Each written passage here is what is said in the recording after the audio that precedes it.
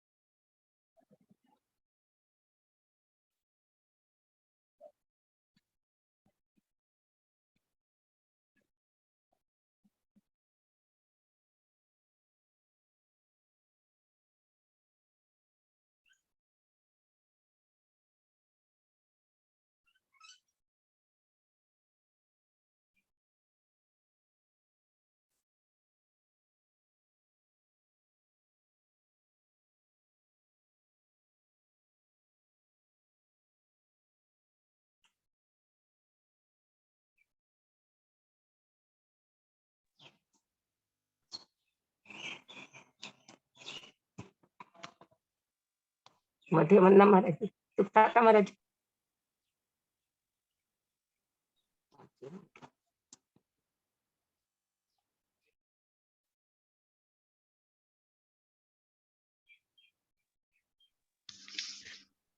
मतलब आपकी आवाज नहीं आ रही।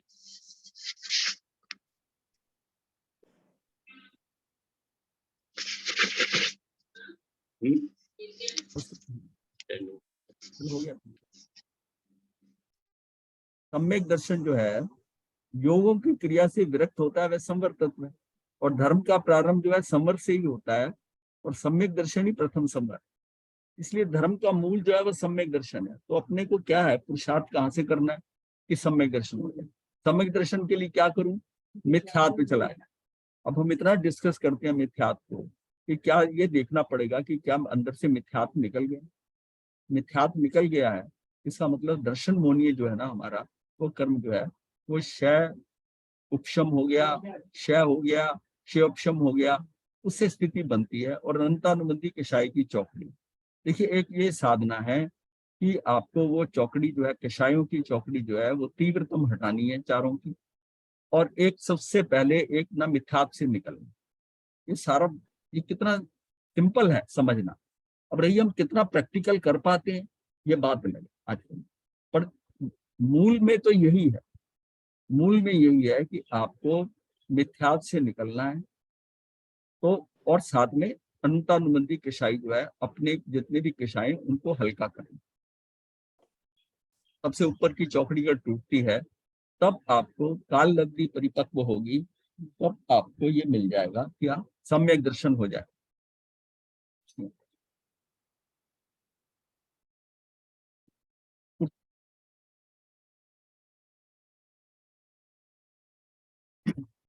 तो सम्यक दर्शन के बिना कभी यथार्थ संवर सर्व संवर नहीं होता। क्या होगा?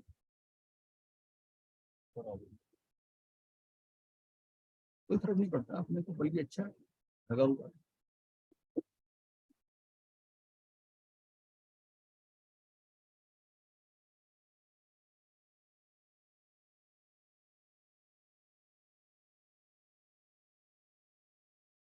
तो सम्यक दर्शन के बिना कभी यथार्थ संवर यानी सर्व संवर, यथार्थ संवर किस लिए कहा गया कि पूर्णतः जो संवर होता है ना, यथार्थ संवर यानी सर्व संवर नहीं होता। संवर से तात्पर्य है कि मन वचन एवं काया के योगों का निरोध। मतलब संवर से क्या है, मन वचन काय के योगों का निरोध करना है। यानी कि आपने जितने अंश में योग कम होता है उतने अंश में संवर होता है। पूर्ण योग निषेध होने पर पूर्ण संवर होता है। उसमें पुण्य और पाप का भेद नहीं है। चलो ये है कि पूर्ण योग निषेध होने पर पूर्ण संवर होता है, मतलब उसमें ये नहीं है कि पुण्य या पाप का वो कोई भेद नहीं है।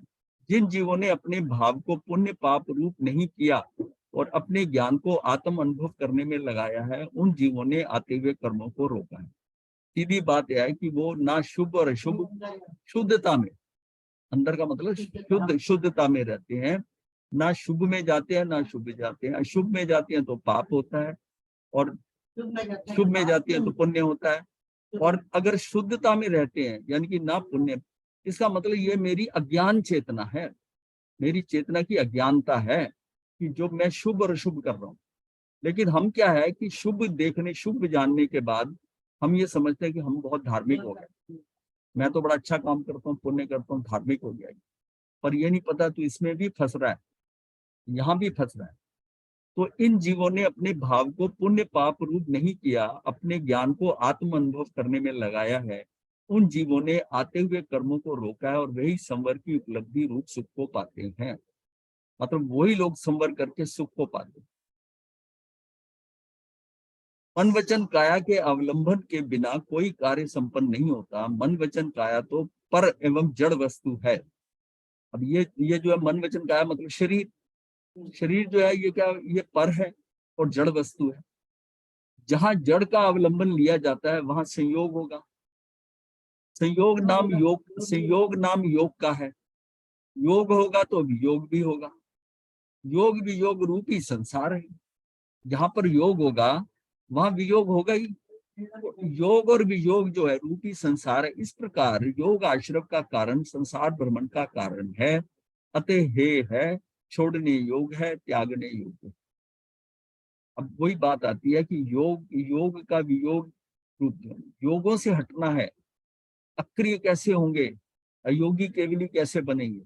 कि हम योगों की जो प्रवृत्ति है, हमारी मन वचन काया की प्रवृत्ति है, उन प्रवृत्तियों से हटना पड़ेगा। अब पहले में कैसे हटेंगे कि आवश्यक और अनावश्यक। पहले तो यह है कि जो आवश्यक है वो योग तो लगेंगे, लेकिन अनावश्यक से हटता जाएगा। हाँ, धीरे धीरे क्या होगा कि अनावश्यक जो है ना वो रेंज बढ़ता जाएगा।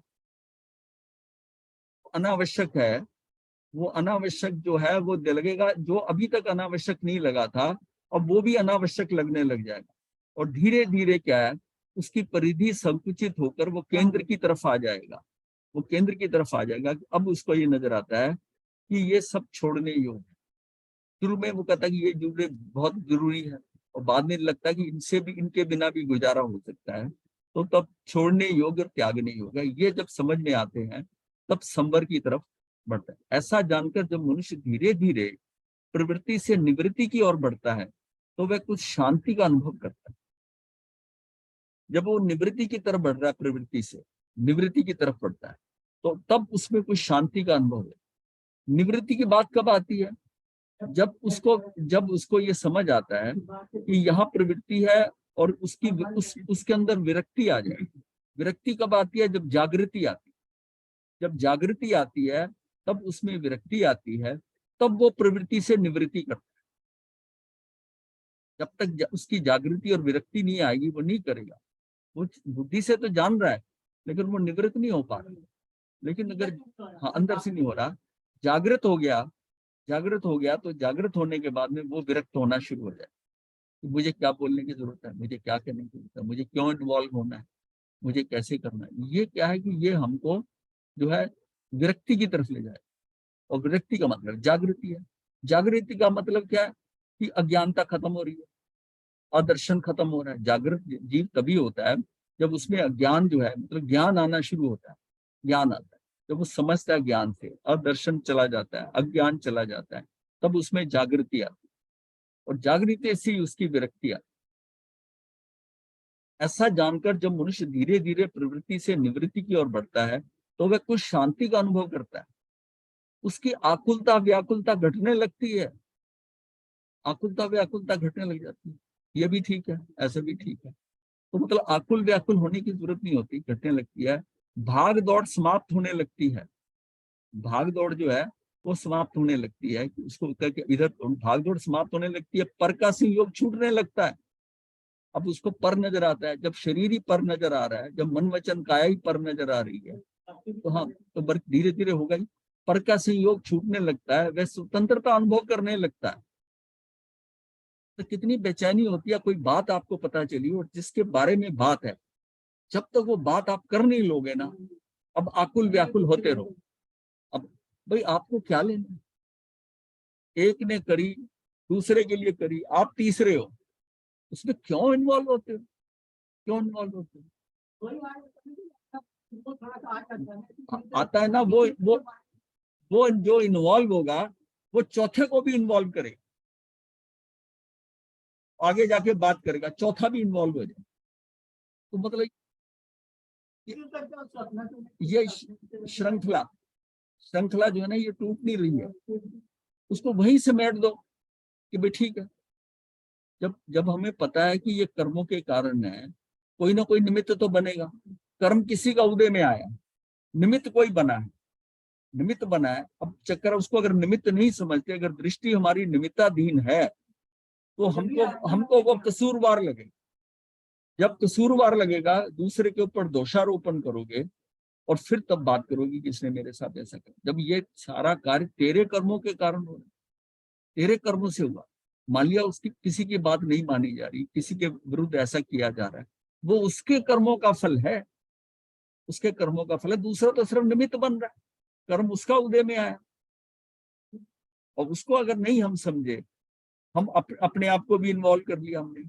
जब हमने अपने आप को भी इन्वॉल्व कर लिया उसमें, तो हम ये समझ नहीं पाए और हमारी दृष्टि उस टाइम निमित्ताधीन है। जब हम ये कहते हैं कि जो भुगत रहा है वही कसूर उसी का है, तो जो भुगत रहा है कसूर उसी का है, तो फिर फर्क क्या है? इसका मतलब है कि उसका कसूर है जो भुगत रहा है, और जो उसमें उसको भुगतवा रहा है वो निर्दोष है, लेकिन हम उसको दोषी मान रहे हैं। ये दृष्टि निमित्ताधीन दृष्टि है, ये निमित्ताधीन दृष्टि। कुछ हल्का हो जाता है, मनुष्य छटपटाहट छोड़ अपने स्वाभाविक रूप में आने लगता है। ये ना छटपटाहट खत्म हो जाती है। ये जो छटपटाहट होती है ना, किसी पराई के साथ होती है ना, तो आपको नहीं होता। इसका मतलब ये जो कर्म का बंधन है, जो एक दूसरे को, ये अपनों में आप फंसा रहे हो। वो भी दूसरे से तो आप कोई लेना देना नहीं, उसने कहा ठीक है अपने घर बैठे, हमें कोई लेना देना। लेकिन जब हमारे साथ हो और कोई हमारा ही व्यक्ति करे, तो फिर हम तीसरा जो हम जिसको हमारा जानकर उसको इन्वॉल्व करेंगे। वो चर्चा मतलब क्या है कि हम एक दूसरे के कर्म बता रहे हैं। कर्म तो बाद की बात है, पहले तो उसका टाइम नष्ट कर रहे, उसका वर्तमान हमने स्पॉइल कर, वो डिस्टर्ब होगा, तो वो आगे लोगों का करेगा। तो वो घटनाएं ऐसी चलती रहती हैं, एक से दूसरा, दूसरे से तीसरा। अब तो पहले तो था मुंह से बोलकर था, अब तो जरा सी बात होती है, व्हाट्सएप पे डाला टक से, और एक ही बार में कितनों का समय बर्बाद कर दिया। जो पढ़ेगा वो डिस्टर्ब हो जाएगा। तो आपने अपनी प्रॉब्लम को सबकी प्रॉब्लम बना दी, सबकी प्रॉब्लम बना। तो ये सारा क्या है, ये जो नए अप्लायंसेज आ गए हैं, इसके कारण क्या है कि इतनी तेजी से समाचार फैलता है। नहीं तो कई बार क्या होता था कि समाचार फैलने से पहले वो बात भी खत्म हो जाती थी। 2-3 दिन बाद किसी को पता चला, कोई बात की, कोई गया, उसने बताया, तो उसने फोन करा, उसने कहा नहीं सब ठीक ठाक हो गया, अब तो कोई दिक्कत नहीं।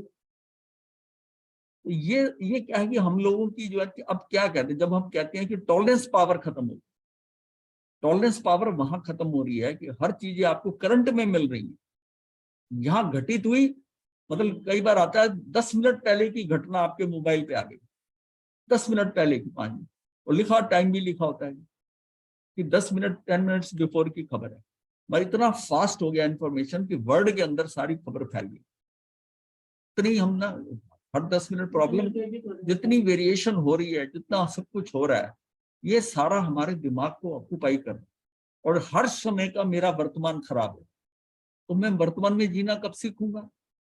और वर्तमान में नहीं जिया, वर्तमान में नहीं जिया तो सम्यक दर्शन नहीं होगा। तो सम्यक दर्शन आने के लिए मुझे वर्तमान जीना है।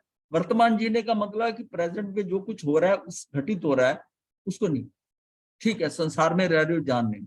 आप सोच लो कि पहले एक बार, पहले जैसे होता था रेडियो पे खबर आ रही है, इंपॉर्टेंट ही आती थी, दिन में एक बार सुन ली। अब जो है कि वो डायनेमिक है, स्टैटिक नहीं है, मतलब खबर हर समय नई आ रही है, हर समय आ रही। तो ये क्या है कि हमारा बैलेंस खराब कर रहा है, हमारा टॉलरेंस खराब हो रही है, हमारी एडजस्टमेंट नहीं होने दे रही कहीं पर। इस प्रकार जीव का स्वभाव परिणति जीव को शांति की ओर ले जाती है। वह शांत होने लगता है, उत्कृष्ट समता का प्रादुर्भाव होने लगता है, यथार्थ की भागदौड़ से बचने लगता है। अगर वो छटपटाहट छोड़ दे, आकुलता व्याकुलता छोड़ दे, जो हो रहा है सारा व्यवस्थित हो रहा है, कोई टेंशन लेने की जरूरत नहीं है, टेंशन लेने की जरूरत नहीं है। ठीक है, जैसा हो गया ठीक, इसी का कर्म इसके आ गया उदय में। इस मार्ग पर आगे बढ़ता हुआ जीव मन वचन काया की प्रवृत्ति का पूर्ण निरोध करके मात्र ज्ञाता दृष्टा भाव से निश्चय समाधि को धारण करता है। इसे गुप्ति कहा जाता है। इसे क्या, इसे गुप्ति कहा जाता है। जैसे जो है ना, गुप्ति का मतलब उसका निरोध कर देता है, उस बात का, प्रवृत्ति का पूर्ण निरोध करके मात्र ज्ञाता दृष्टा भाव है। तो गुप्ति कहाँ होती है? जो मात्र ज्ञाता दृष्टा होती है, जो समिति पूर्वक है, जो 5 समिति है, उसमें तो है कि सोच समझकर वैसा करना उसमें जो है, उसमें करना है। गुप्ति का मतलब है कि उसमें कुछ नहीं करना, अक्रिय हो जाना, ये गुप्ति है। गुप्ति बहुत इंपॉर्टेंट है कि जो है उसमें क्या है, पर समितियों का पालन करते करते गुप्ति पे आएगा। 5 समितियों का पालन करते करते गुप्ति आएगा। अगर समितियों का पालन कर रहा है तो फिर धीरे धीरे उस स्थिति बढ़ेगी, तो फिर वो गुप्तियों में भी आ जाएगा। और ये हमारी साधना होगी कि गुप्ति में आ जाए। गुप्ति संवर का कारण है, ये संवर का कारण होगा, और संवर मोक्ष का कारण है। तो फिर गुप्ति संवर का कारण है और संवर मोक्ष का कारण है। अतः गुप्ति उपादेय है, ग्रहण करने योग्य है। ये एक था कि दृष्टांत था कि जैसे कुएं के भीतर पानी आने में झिरियां कारण होती हैं, यदि उन झिरियों को सीमेंट से बंद कर देंगे तो पानी आना रुक जाएगा। इसी प्रकार जैसे नाली में डाट फंसा देने से नाली में पानी का बहाव रुक जाता है, ठीक उसी प्रकार आश्रव से अर्थात कर्मों के ना आने से, अर्थात कर्मों का आगमन रोक देने से कर्मों का बंद नहीं होगा। इसे संवर कहते हैं। अब दृष्टांत दूसरा जो है, एक ऐसी नाव जिसमें छिद्र हो गया हो तथा पानी रिसकर नाव के अंदर आ रहा हो, तो उसको डूबने से बचाने के लिए सबसे पहले उसका छिद्र बंद करना अनिवार्य है। फिर नाव में एकत्रित जल को उलीच कर निकालना होगा। नाव का छिद्र बंद करने की तुलना हम संवर से कर सकते हैं, जिसकी वजह से कर्म रूपी जल का नाव रूपी आत्मा में आना रुक जाता है।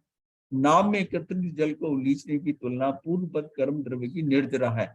उलीचना मतलब निर्जरा करना, जो है निर्जरा से की जाती है। जब तक नाव का छिद्र प्रभावी रूप से बंद नहीं किया जाए, पानी का कितना भी उलीचना हो, किंतु नाव पानी से पूर्ण मुक्त नहीं हो सकती। जब तक वो पहले छिद्र नहीं बंद करेंगे ना, तो पहले कर्मों के आने के जो कारण है उसको बंद करना। उसी प्रकार संवर के अभाव में तप एवं साधना द्वारा कितनी भी निर्जरा का प्रयास हो, किंतु संवर के बिना निर्जरा नहीं हो सकती है। अर्थात आत्मा को सर्वथा कर्म से मुक्ति नहीं प्राप्त हो सकती है। संवर पूर्वक निर्जरा ही मोक्ष मार्ग है। निर्जरा जो होगी ना, संवर पूर्वक ही निर्जरा होगी। नहीं तो कहते हमारा ये कर रहे हैं, हम निर्जरा नहीं होगी क्या? निर्जरा कैसे हो जाएगी? वो तो तुम्हारे पुराने कर्म जा रहे हैं, नए आ रहे हैं, तो फिर संवर कैसा हुआ? संवर कर रहे हैं क्योंकि एक समय में या तो बंद होता है और या वो उसमें उस वहां से कर्म हटेगा। अब अगर नया कर्म आ रहा है आपका, तो फिर निर्जरा कैसे होगी? सिर्फ कर्मों की अदला बदली हुई है, स्टोर में माल तो उतना ही है, पुराना खत्म हुआ, नया आ गया। हाँ। संवर पूर्वक निर्जरा ही मोक्ष मार्ग है। अनादिकालीन राग द्वेष और मोह के माध्यम से आत्मा में आने वाले कर्मों के आश्रव रूपी प्रवाह को आत्मरमण्यता पूर्व रूप पुरुषार्थ से संवरण करना संवर है। उनको संवरण करना आत्मरमणता रूप पुरुषार्थ से। जब तक आत्मा के अंदर नहीं जाएंगे, आत्म में रमणता नहीं करेंगे, तो ये कार्य नहीं होगा। नाम जो रखते हैं ना, नाम खिला देते हैं। आत्मरमणता रूप पुरुषार्थ से संवरण करना संवर है। तत्व सार में कहा है, ये गाथा 55 है तत्व सार के अंदर, जो जीव अपने अक्षयी स्वभाव को नहीं छोड़ता है, पर पदार्थ रूप परिणित नहीं होता है, अपने आत्म तत्व का मनन चिंतन और अनुभवन करता है, वह जीव निश्चय से संवर करता है। यानी आत्म तत्व का मनन करता है, चिंतन और अनुभवन करता है, वह जीव निश्चय से संवर करता है। देखिए क्या आत्मरमणता का मतलब कि आत्म तत्व का मनन हो गया, चिंतन हो गया, अनुभव में आने लगा, वह जीव निश्चय से संवर करता है, उसका कर्म बंध नहीं सकता, क्योंकि आत्मा में कर्मों का कोई घुसपैठ नहीं है।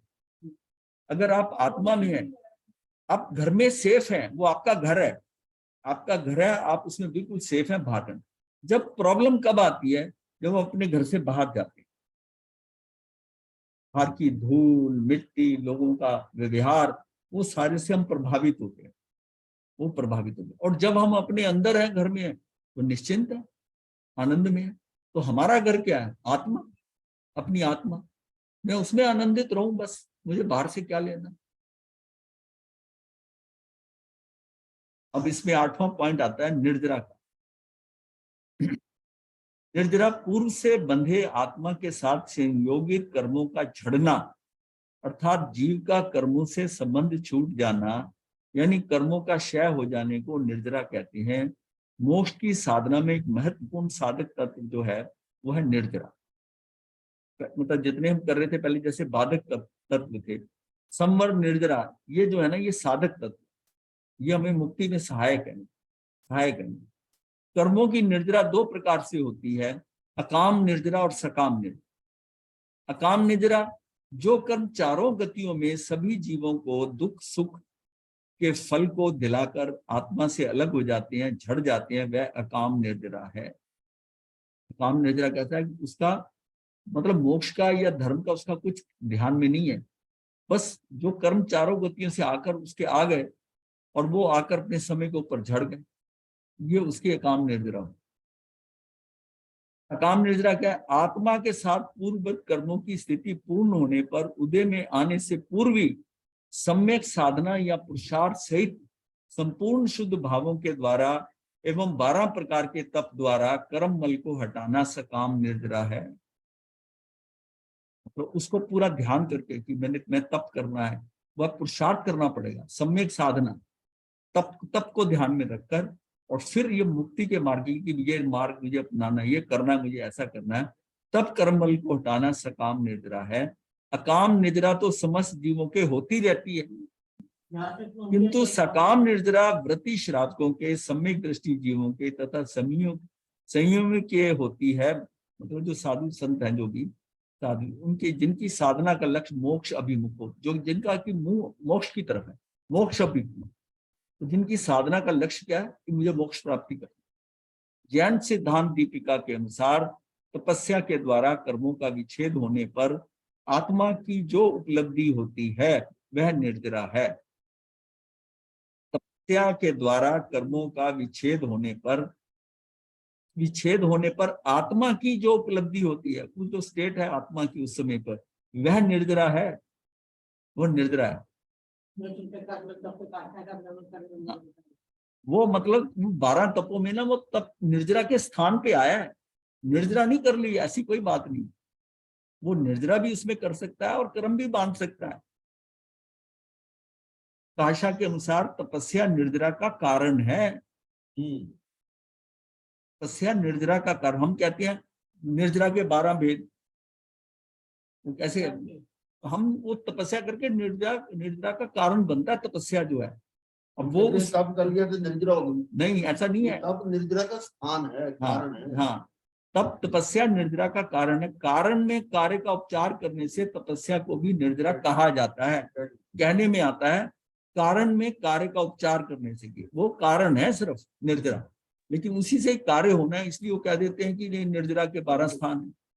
तप जो है, बाह्य तप में शरीर क्रिया की प्रधानता होती है, जो सीधा स्थूल शरीर को प्रभावित करता है। मतलब बाह्य तप क्या है? बाह्य तप में शारीरिक क्रिया की प्रधानता है। उपवास कर लिया, जो भी कुछ किया, सीधा स्थूल शरीर, जो बाहर का शरीर है, इसको प्रभावित करता है तप जो करता है।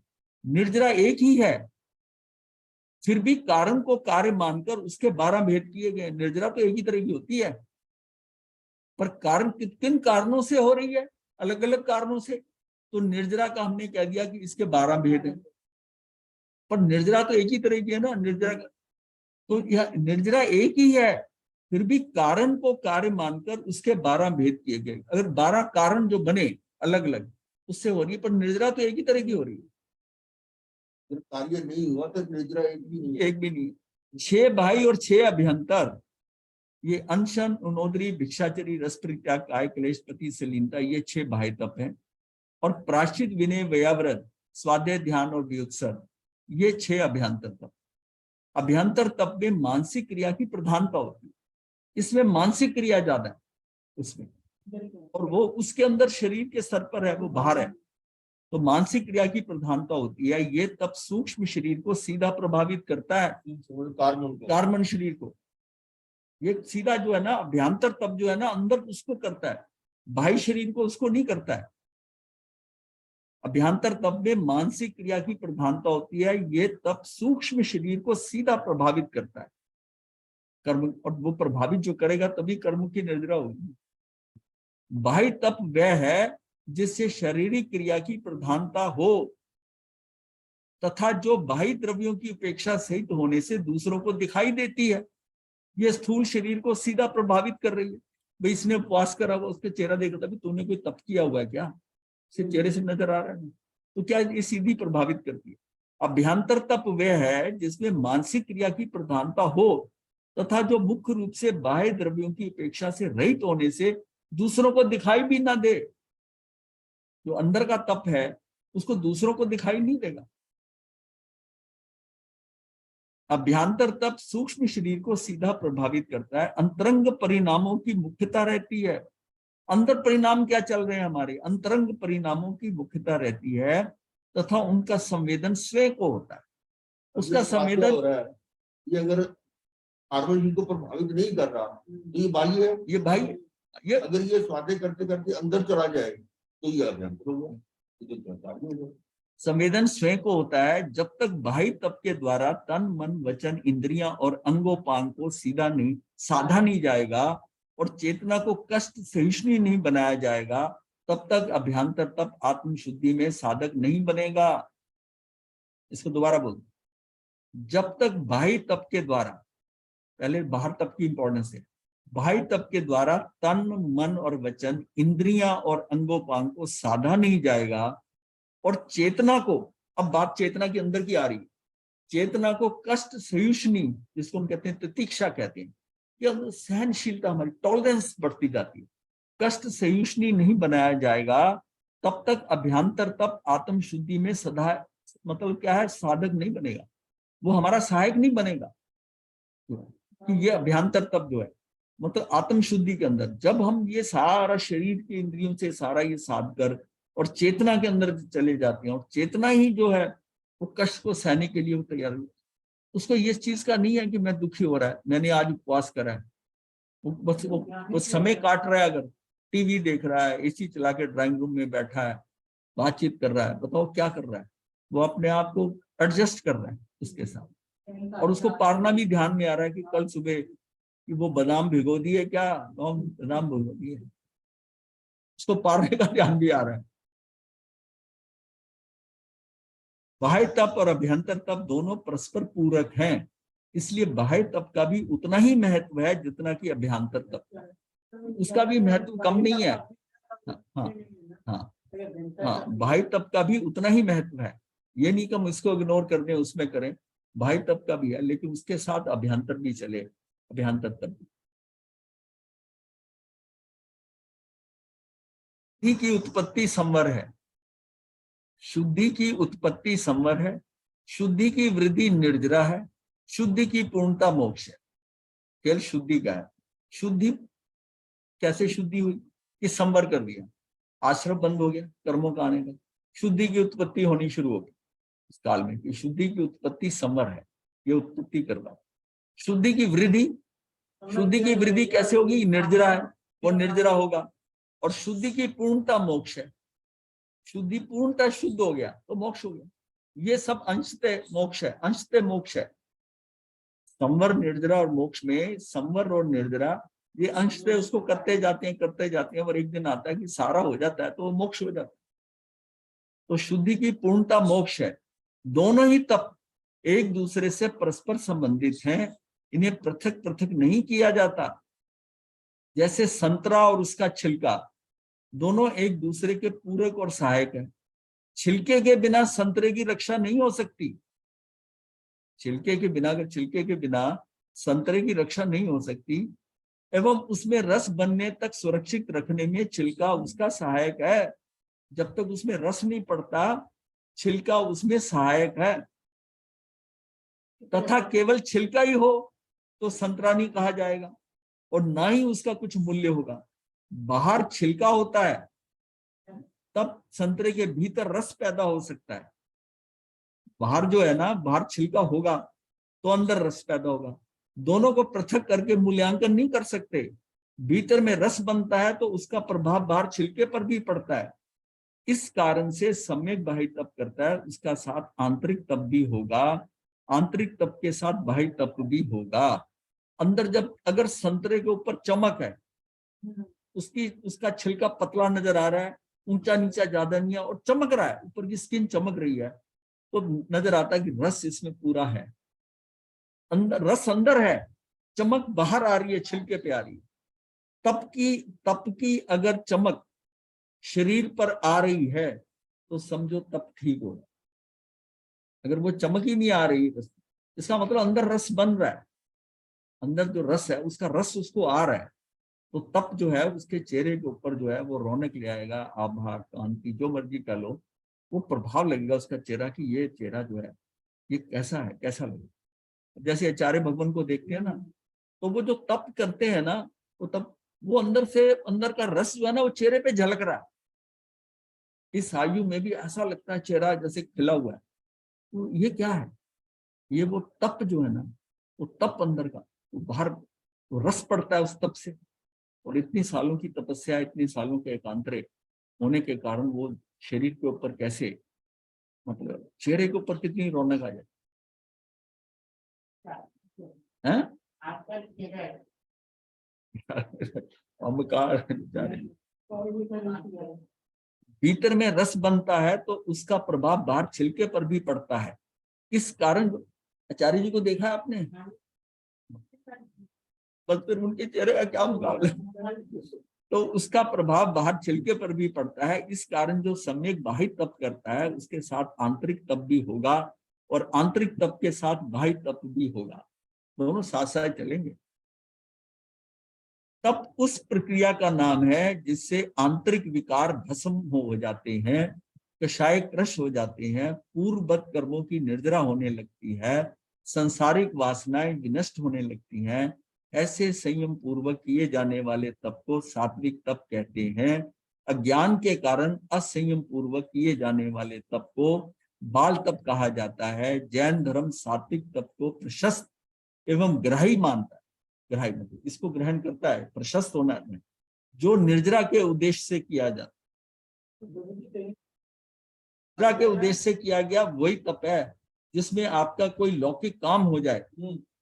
ये सोच लिया कि उन्होंने कहा ये प्रॉब्लम आ रहा है, काम नहीं होता, कुछ नहीं, चल केला कर ले, वो निर्जरा नहीं करेगा। उसमें उद्देश्य जो है कुछ पाने का है, लौकिक पाने का है। हाँ, में जाएगा तो निर्जरा के उद्देश्य से किया जाता है। गुस्सा तो तप में तप आता है ना, वो क्योंकि वो तप शरीर के ऊपर अंदर रस नहीं पैदा हुआ उस तप से, वो शरीर के स्तर पर है। और अंदर कुंठा इसलिए हो रही है कि वो काय क्लेश हो रहा है। काया क्लेश होने से कुंठित हो जाता है। बहुत तपस्या करी तो वो क्या है, वो दुर्वासा ऋषि बनेगा ना तप करके, विश्वामित्री बनेगा। तप को प्रशस्त एवं ग्राही मानता है जो निर्जरा के उद्देश्य से किया जाता है। तपाने से वस्तुएं गर्म होती हैं एवं उनका संशोधन होता है, उनमें से कचरा या निस्सार वस्तुएं निकल जाती हैं। अब सोना है, 16 ताप का सोना हम कहते हैं परफेक्ट हो जाता है बिल्कुल, जैसे जिसको कहते हैं कि वो हॉलमार्क 16 तप। हाँ, वो अलग बात, वो अलग बात, वो नहीं बात हो रही। बात ये हो रही है कि कितनी बार 16 ताप का सोना है। अगर मान लिया 15 ताप तक रखा है, इसमें इसका मतलब भी विशुद्धि है। 16 ताप, 16 ताप परफेक्ट। हाँ, 16 ताप पे पूरा निखर जाता है 16 ताप का सोना। ऐसे तपाते हुए 16 बार तपाता है जब, तो 16 बार तपाने से उसका जो है ना वो शुद्धिकरण पूरा हो जाता है।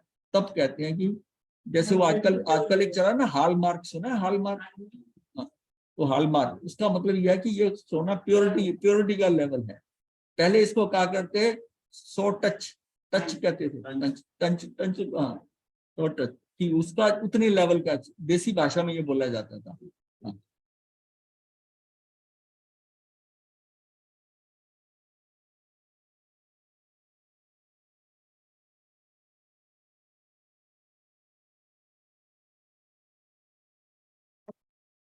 तपाने से वस्तुएं गर्म होती हैं, उनका संशोधन होता है, उनमें से कचरा या निस्सार वस्तुएं निकल जाती हैं और वह वस्तुएं सारभूत और सुदृढ़ बन जाने से उनका मूल्य और स्तर भी बढ़ जाता है। मतलब सार रह जाता है, निस्सार उसमें से निकल जाता है, कचरा निकल जाता है। वस्तुओं की भांति मनुष्य भी तन मन इंद्रियों को विधि पूर्वक तपाने अर्थात समभाव से कष्ट सहने से परिष्कृत एवं सुदृढ़ बनता है। कच्ची ईंट से पकी हुई ईंट मजबूत होती है। कच्ची ईंट जो है इससे पक्की ईंट मजबूत होती है क्योंकि तप जाती है। सोने को आग में तपाकर ही शुद्ध बनाया जाता है। यदि स्थूल शरीर द्वारा तप करने पर उसका प्रभाव कारण शरीर पर ना पड़े, अर्थात पूर्ववत कर्मक्षीण ना हो, तो भगवान महावीर की दृष्टि में वह तप सम्यक तप नहीं है। अगर उसने अंदर जाकर वहां पर कार्बन शरीर के ऊपर चोट नहीं की तो वो सम्यक तप नहीं है। जो साधक अज्ञान पूर्वक केवल स्थूल शरीर को तपाता है वह भगवान महावीर की दृष्टि से तप बाल तप है। अज्ञान तप में हिंसा का विवेक नहीं होता, वह केवल शारीरिक कष्ट या देह दंड तक ही सीमित रहता है, इसलिए वह सम्यक तप नहीं है। गर्म जीता है, अंदर कुछ गर्म नहीं है। क्योंकि पतीला जितनी बार गर्म होगा और उसके वो अंदर कुछ सामान नहीं रखा होगा तो कुछ दिनों बाद आप देखोगे पतीला टेढ़ा मेढ़ा हो गया, क्योंकि वो अंदर जो उसको गर्मी है वो आगे कोई चीज लेने वाली उसमें थी ही नहीं, खाली वो पतीला ही तपाते रहे आप। तो हाँ, नहीं मक्खन वाली बात नहीं है, मक्खन डाला ही नहीं है, खाली पतीला तपाते रहे तो देखोगे थोड़े दिनों बाद वो टेढ़ा मेढ़ा हो जाएगा। अगर वो हमने जो तप किया है वो तप जाकर अंदर उसकी गर्मी जो है तप की वो अंदर नहीं जा रही, जिसको पिघलाना है उसने वो नहीं कर पा रही, तो बाहर का पतीला ही टेढ़ा मेढ़ा होगा और वो व्यक्ति क्रोधित हो जाता है। अभी वह सम्यक और कर्मशाली मतलब ये है, मतलब वो जो है ना भगवान महावीर दृष्टि से तप बाल तप है। अज्ञान तप में हिंसा का विवेक नहीं होता, वह केवल शारीरिक कष्ट या देह दंड तक ही सीमित रहता है, इसलिए वह सम्यक तप नहीं है। सम्यक तप नहीं है। सम्यक तप वह है जो स्थूल शरीर को तपाने के साथ साथ कार्बन शरीर को भी तपाए, उसे क्षीण कर डाले, तभी वह सम्यक और कर्म क्षयकारी तप होता है। निर्जरा के योग्य होने से मोक्ष मार्ग प्रदान करता है। हाँ, तो तभी वह सम्यक और कर्म क्षयकारी मतलब कर्म को क्षयकारी तप होता है कि अंदर जाके चोट कर जाए उसको। तो जो स्थूल शरीर को तपाने के साथ साथ कार्बन शरीर को भी तपाए, उसे क्षीण कर डाले, तभी वह सम्यक और कर्म क्षयकारी तप होता है। निर्जरा के योग होने से मोक्ष मार्ग प्रदान करता है। वो कर्म क्षयकारी तप हो जाता है, कर्मों को क्षय कर देता है। अब जो ये आता है इसके बाद में मोक्ष आ गया। मोक्ष आत्मा से समस्त कर्मों के छूट जाने को मोक्ष कहते हैं। सम्यक दर्शन, सम्यक ज्ञान और सम्यक चरित्र की समन्वित साधना की युगपथ पूर्णता होने पर, मतलब तीनों को मिलाकर ये समन्वित साधना, मतलब ये नहीं कि हमें मतलब ज्ञान है तो ज्ञान ही करते रहे, सम्यक दर्शन है सम्यक दर्शन, सम्यक दर्शन सम्यक ज्ञान है सम्यक दर्शन है, और सम्यक चरित्र भी होना चाहिए, और तब इसी में ही आता है सम्यक चरित्र में।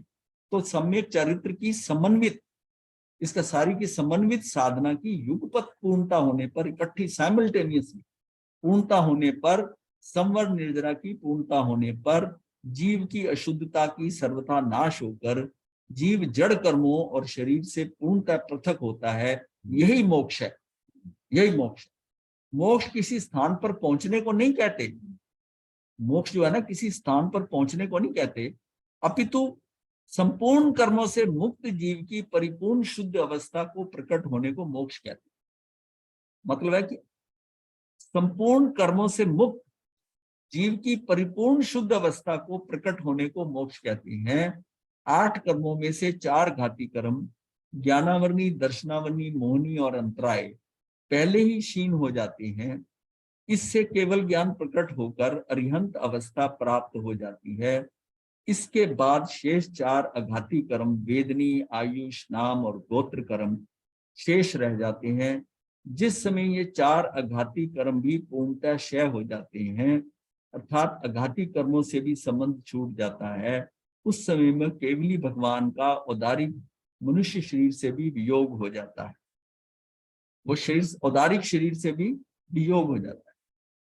तो ये उसी समय में केवली भगवान का औदारिक शरीर से वियोग हो जाता है। और मनुष्य की अवगाहना का 2/3 ठोस आकार शरीर में 1/3 पोलार का विलय होने से एक समय में लोक के ऊपरी तल लोक आग्र के अंतिम भाग पर स्थित हो जाता है।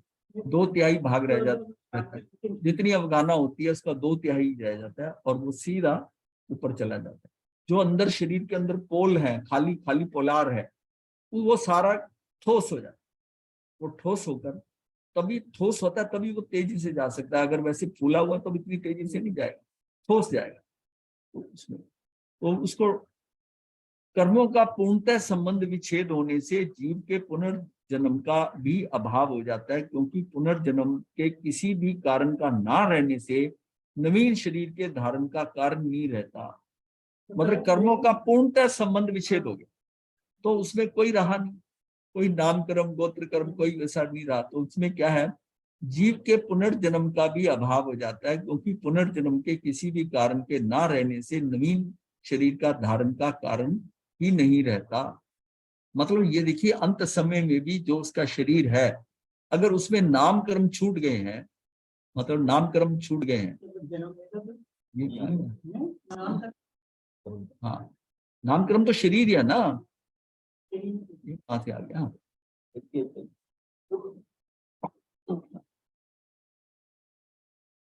का मतलब है कि 2/3 रह जाता। अब उसका कोई, अब हमारा जो शरीर का जो अंत समय में अगला नामकर्म शुरू होता है, ये शरीर में जो हमारी अवगाहना है वो उसके नामकर्म के अनुसार ही है ना, किस गति में जाना है, कौन सा करना, सारी चीजें अगर उसके साथ अवगाहना वैसी मिलेगी। साथी नरक में जाना तो 500 दिन की इस जगह जाना है, तो यहाँ देव योनि में जितना ऊपर जाएगा अवगाहना कम होगी। तो हमारी अवगाहना है। अब अंत समय में क्या है कि वो सारे कर्म निकल गए।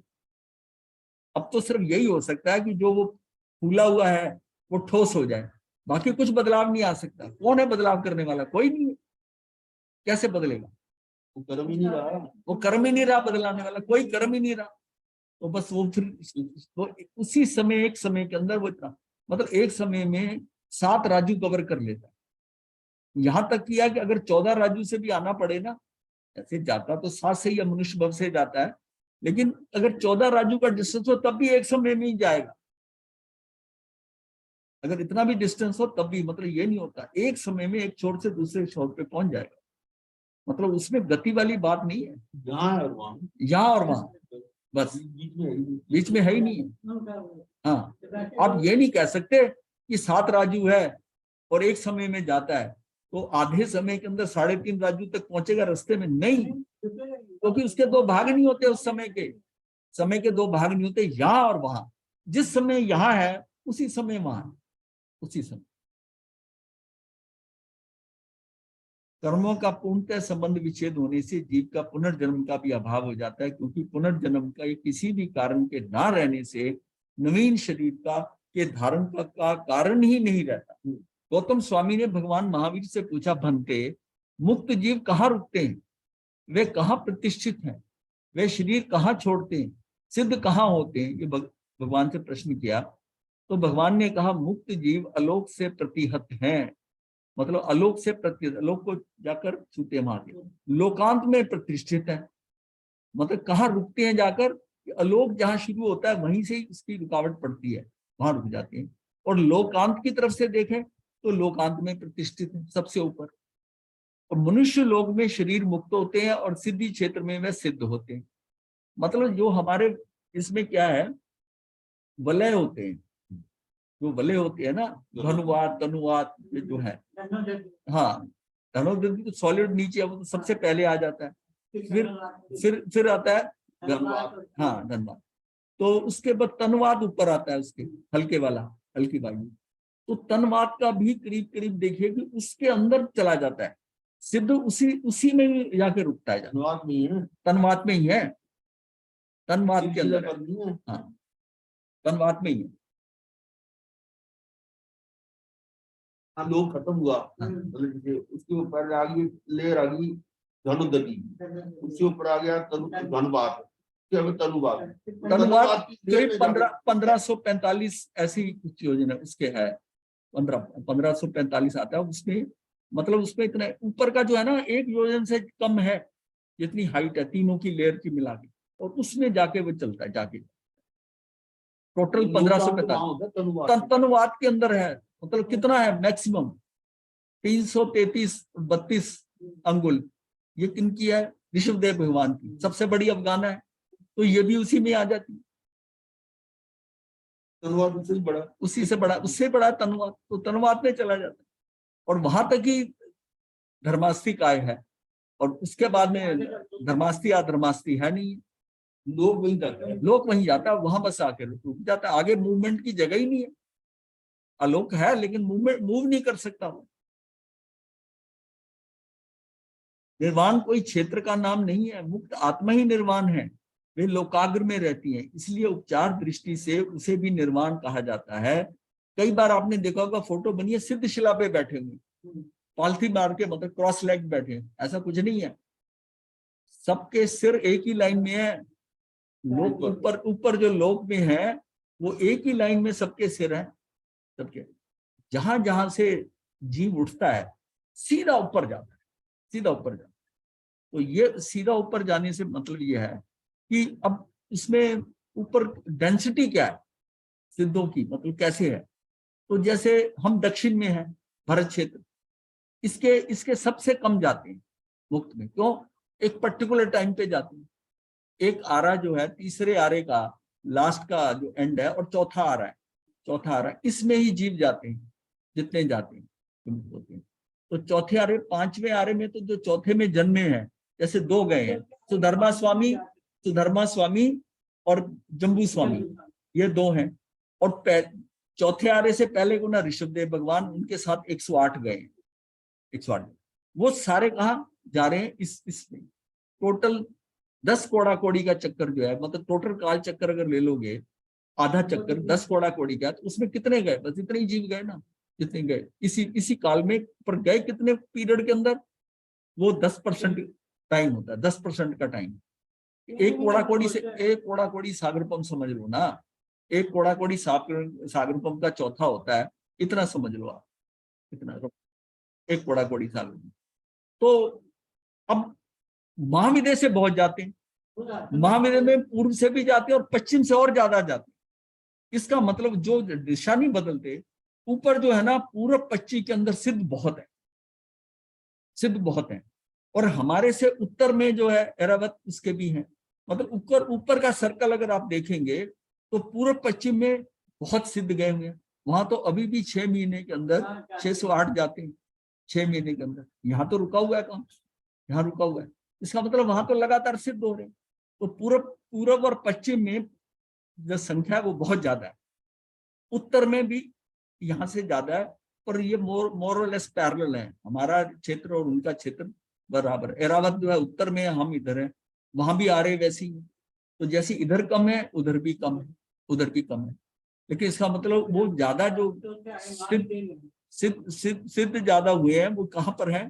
पूर्व पश्चिम में। वो टेढ़े नहीं होते ना, जो जहां से है वहीं से सीधा जाता है। वो जो पश्चिम में है वो पश्चिम से जाते हैं, जो पूर्व है पूर्व से जाते हैं।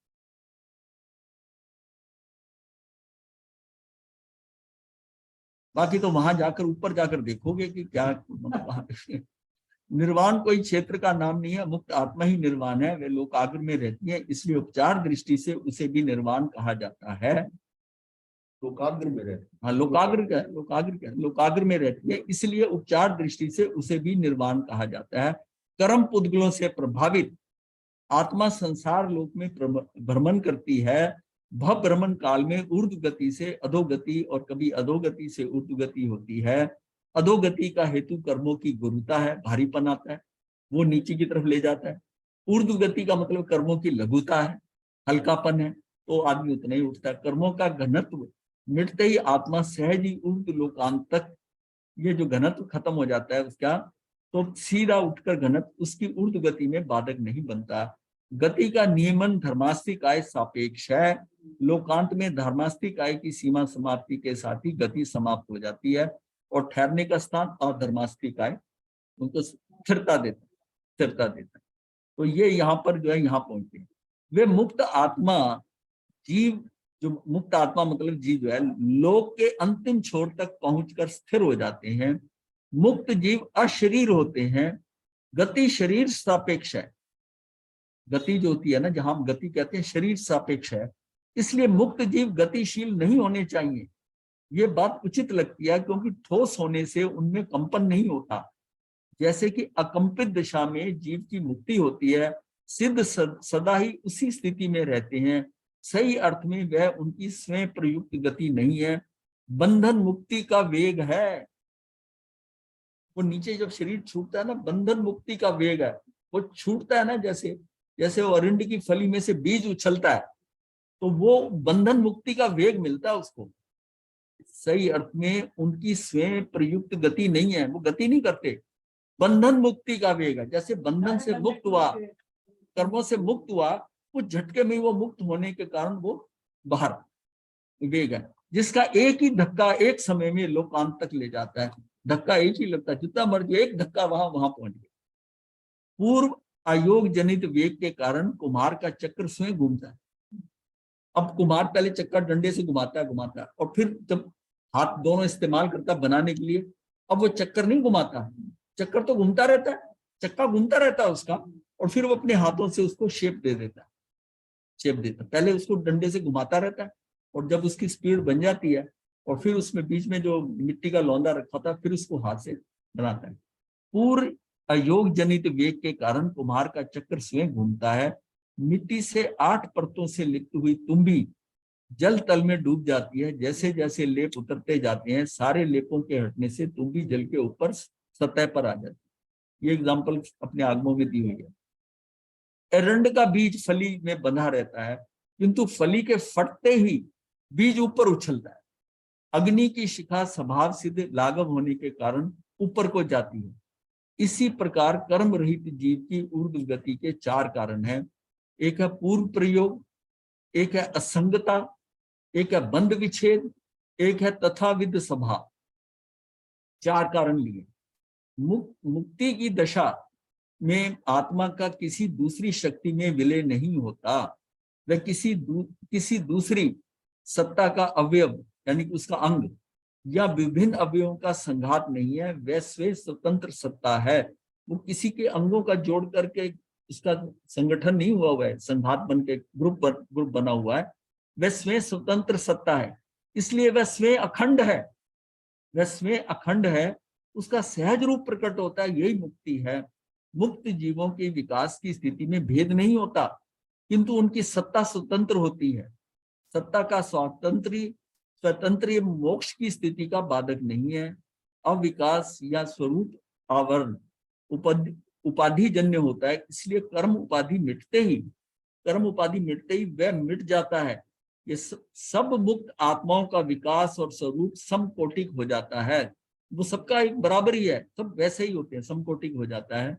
आत्मा की जो पृथक पृथक स्वतंत्र सत्ता है वह उपाधिकृत नहीं है, वह सहज है। इसलिए किसी भी स्थिति में उनकी स्वतंत्रता पर कोई आंच नहीं आती। आत्मा अपने आप में पूर्ण है, इसलिए उसे दूसरों पर आश्रित रहने का कोई आवश्यकता नहीं होती। मतलब किसी के संयोग से, किसी के मेल से, किसी से गति लेकर वो वहां नहीं पहुंचती। वो उसके अंदर, उसमें ही वो खुद परिपूर्ण है, खुद ही परिपूर्ण है, खुद जाएगी, वो किसी का सहारा नहीं लेगी। मुक्त दशा में आत्मा समस्त वैभाविक आदियों उपाधिक विशेषताओं से विरहित हो जाती है। मुक्त होने पर पुनर्वर्तन नहीं होता, क्योंकि पुनर्वर्तन का हेतु कर्म चक्र है। कर्म का निर्मूल नाश होने पर फिर कर्म का बंध नहीं होता। कर्म का लेप सकर्म के होता है। कर्म का लेप किसको लगता है? कर्म से कर्म है ना, उसका स्पर्श गुण है। जीव के साथ तो टच ही नहीं हो सकता। अब ये सारे हट गए, तो कर्म उसका बंद कैसे जाएगा? सकर्म के होता है। तो ये जो है ना, कृत्य सकर्म क्षयो मोक्ष, अर्थात समस्त कर्मों का क्षय होना मोक्ष है। कर्मों का क्षय होते ही जीव को एक समय में एक साथ 3 अवस्थाएं, शरीर का वियोग, सिद्धिमान गति और लोकांत में स्थिति, ये सारा एक ही समय में होता है। तीनों चीजें, कर्मों का क्षय होते ही जीव को एक समय में एक साथ 3 अवस्थाएं, शरीर का वियोग हुआ, सिद्धिमान गति और लोकांत में स्थिति, ये प्राप्त हो जाती है। मोक्ष मुनि शरीर से ही मिलता है। शुद्ध आत्मा का मनन मोक्ष मार्ग है। निवृत्ति पथ मोक्ष मार्ग है। जो निवृत्त होता है वही मुक्त हो सकता है। निवृत्ति का अर्थ है प्रवृत्ति को रोकना। मिथ्यात, अवृत्ति, प्रमाद, कषाय और योग, मन वचन काया की शुभ शुभ क्रियाओं, यानी योग को लिखा है इन्होंने, मन वचन काया की शुभ शुभ क्रियाओं का त्याग करना है। मोक्ष प्राप्ति का उपाय संवर और निर्जरा है। गुण स्थान आरोहण होता है। निवृत्ति से प्रवृत्ति से नहीं, जिन धर्म निवृत्ति मार्ग है। सूत्रकार कहते हैं, हे भव्य जीव, व्यर्थी कोलाहल करने से तुझे क्या लाभ है? इस कोलाहल से तू विरक्त हो। एक चैतन्य मात्र वस्तु जो आत्मा को स्वयं निश्चल होकर देख। इस प्रकार 6 मास तक निरंतर अभ्यास कर और देख कि ऐसा करने से अपने हृदय सरोवर में आत्मरूपी कमल खिलता है या नहीं। ऐसा प्रयत्न करने से आत्मा से साक्षात्कार अवश्य होता है। यदि ये आत्मा स्वयं में 2 घड़ी उद्गल द्रव्य से भिन्न अपने शुद्ध स्वरूप का अनुभव करे, अर्थात उसमें लीन हो, परिचय आने पर भी ना डिगे, तो घाती कर्मों का नाश हो, केवल ज्ञान उत्पन्न करके फिर अघाती कर्मों का क्षय होने पर मोक्ष को प्राप्त होता है, प्राप्त हो। आत्म अनुभव का ऐसा महात्म्य है, आत्म अनुभव। अंततः प्रश्न यह है कि मोक्ष का पुरुषार्थ कैसे हो? कोई भी ग्रस्त यदि चाहे तो 4 प्रकार का पुरुषार्थ ही कर सकता है, अर्थ, काम, धर्म और मोक्ष का पुरुषार्थ। सामान्यतः जो संसारी मनुष्य है वह अर्थ और काम, इन 2 पुरुषार्थ ही करने में कटिबद्ध है। अर्थ यानी कि संपत्ति, धन दौलत, रुपए, जमीन, मकान आदि। किसी वस्तु को एकत्रित करने का पुरुषार्थ, संचित करने का पुरुषार्थ, चाहे वह वैभव के रूप में हो, चाहे परिवार के रूप में हो, चाहे मकान व्यापार बढ़ाने के रूप में हो, ये सब अर्थ पुरुषार्थ के रूप में आता है। और फिर इन संग्रहित वस्तुओं का भोग करना, उपभोग करना, परिभोग करना, यह कहलाता है काम का पुरुषार्थ। पहले उसको इकट्ठा करना सारा, तो हाँ, फिर उसको भोगना, तो वो जो है ना, वो पहला हो गया अर्थ का पुरुषार्थ हो गया। और फिर उनको भोगना है, वो काम का पुरुषार्थ हो गया। काम का पुरुषार्थ सामान्यतः काम का अर्थ यौन लिप्सा से किया जाता है, पर यहाँ मान्यता पूर्ण है। सभी 5 इंद्रियों की उछलती हुई लालसा, प्रीति अर्थात इंद्रिय जन उल्लासित प्रीति का नाम काम है। ना शांत होने वाली कामना, काम किसको कहा? ना शांत होने वाली कामना, इंद्रिय सुखों की प्रियात्मक अनुभूति काम है।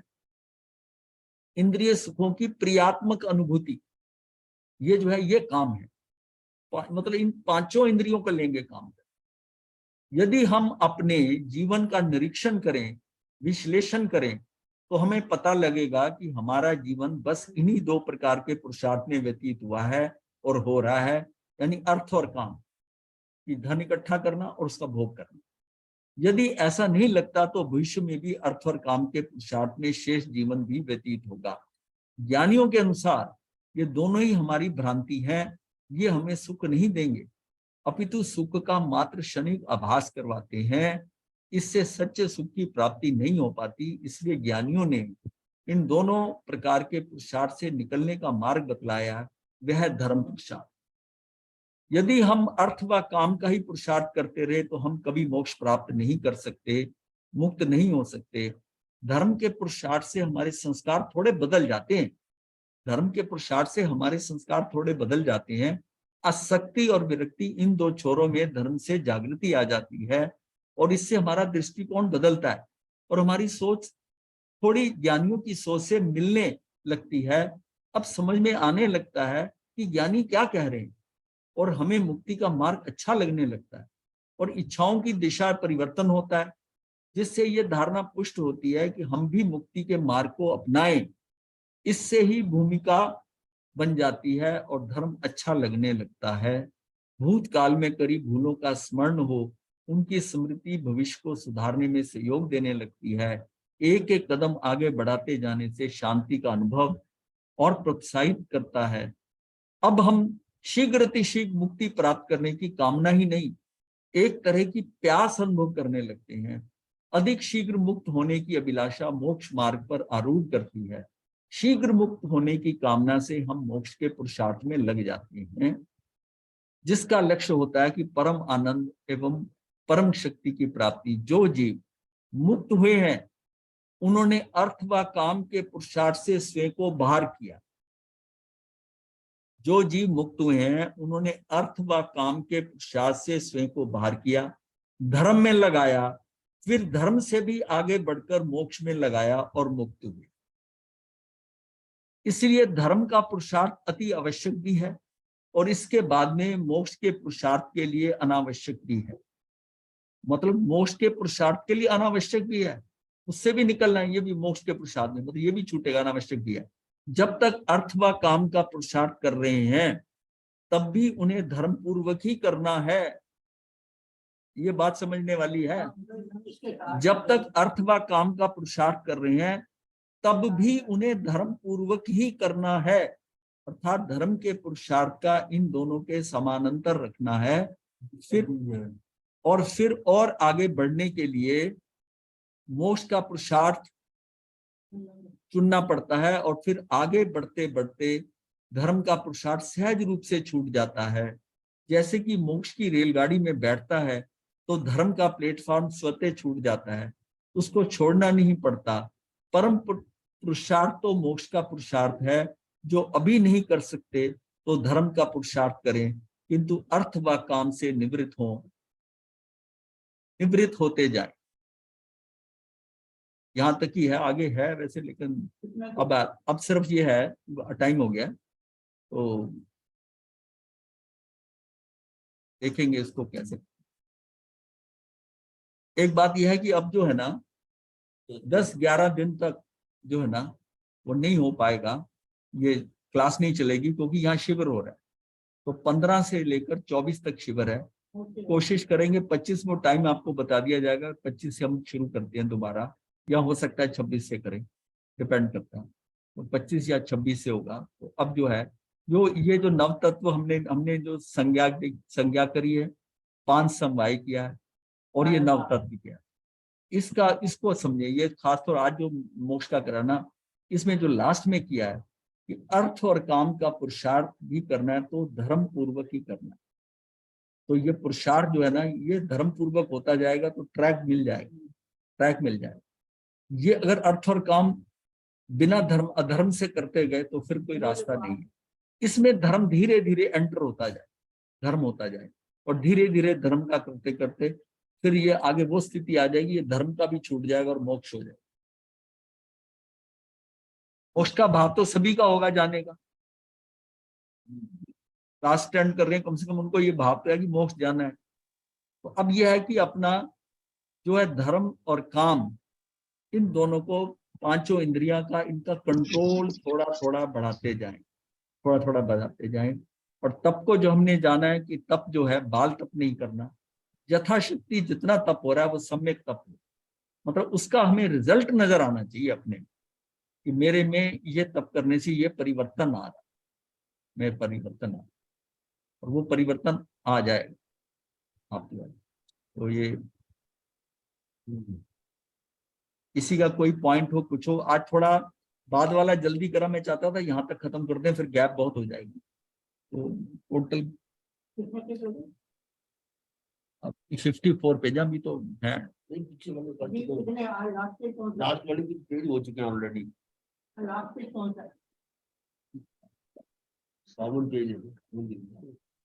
अभी कहाँ तक पहुंचे थे हम? नहीं अभी है बहुत, ये अभी तो परीक्षा वगैरह सारी हैं, 22 परीक्षा सारे हैं, अभी है। लेकिन अभी जो मेन है ना वो हो गया, वो लास्ट का तो यही पेज है ना, ये 2 पेज के। तो हम इसको फिर दोबारा से सब अच्छा होगा कि इसमें ये बहुत अच्छा, 9 तत्व का मुक्ति के लिए तो ये सबसे इंपॉर्टेंट है। षट द्रव्य आपको समझ में आया हुआ है तो नव तत्व भी समझ में आएगा। अब सिर्फ वही एक दृष्टि रखनी है कि घर में रहते हुए अर्थ और काम से नहीं निकल सकते, पर दोनों जो है ना वो धर्म पूर्वक ही। तो 4 पुरुषार्थ हैं इसमें, जो है अर्थ कमाओ वो भी धर्म पूर्वक हो, काम भी धर्म पूर्वक हो, और फिर आपको धीरे धीरे रास्ता मिलेगा, आगे बढ़ेंगे हम।